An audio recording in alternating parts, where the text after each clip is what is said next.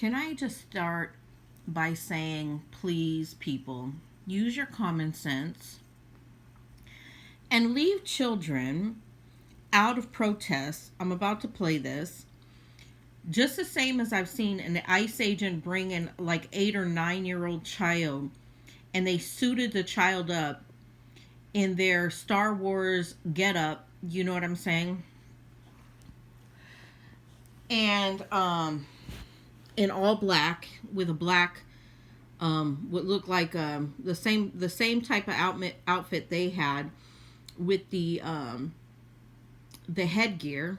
They had a child in the protest with the ICE agents. And I've seen people go and protest with their children. And my thing is, it's a volatile situation. Bringing children is going to get the children harmed. It's okay if you're an adult and you're going to a protest like that. But to put a child in harm's way like that knowingly, you have to fucking be mentally off your rocker. Okay? Stop taking children to volatile protests. If you are doing a peaceful protest and you're walking around a block and you know that you have your city's police department backing you up for your constitutional right to protest, that's fine. But when you're going up against a rogue ICE agency, right, that doesn't really care, is shooting people in the head and shooting people more than 10 times, lethal force, and pepper spraying and doing all this crazy shit. Stop bringing kids. Stop bringing kids to these things. You're putting your kids in danger. Let me play.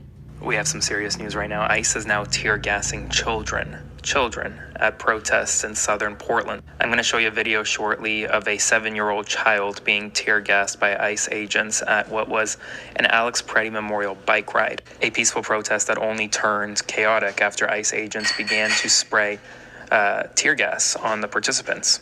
Watch this video. So I have a bunch of clients that I work. As you can see in the video, the child is literally barely keeping her eyes open after being exposed to tear gas that was sprayed on a number of protesters. And as you can see, one of the volunteers was helping that child, putting water in her eyes, because when you are tear gassed, you're supposed to wash your eyes out quickly with water so that you don't have any long-term damage. But this is what's happening right now on the ground.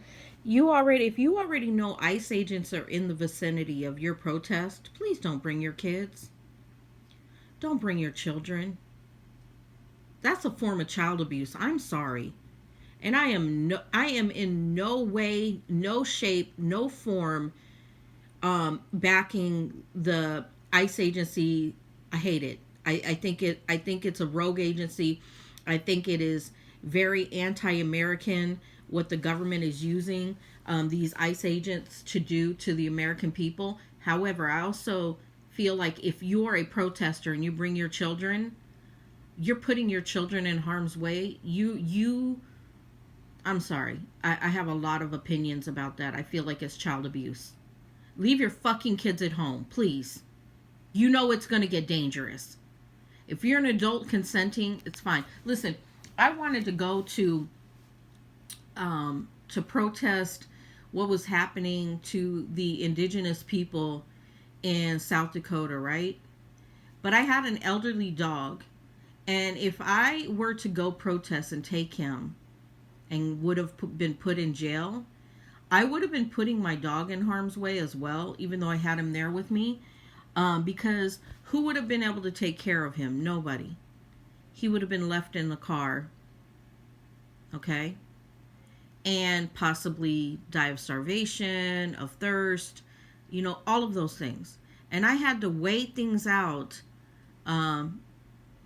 in the event of an animal, just an animal, not even children. Okay?